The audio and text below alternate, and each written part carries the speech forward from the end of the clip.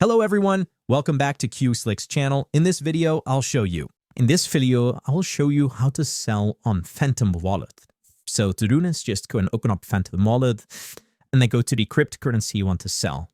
For example, Solana. Then once you are in that specific cryptocurrency, what you can do is click on swap. And then you cannot really sell it for a fiat currency, but instead what you want to do is sell it for a stable coin. So usually I just do USDT, which you can also say USDC. But for example, if I sell for USDT and just do everything I have here, then I can click on review order in the bottom and then here take swap. And basically what these stable coins do is they track the US dollar, at least that's what USDT does.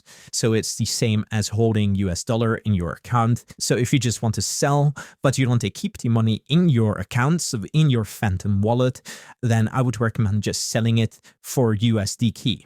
Now you just need to wait for it to finish up, but when it does, then you will see your own USD key right here.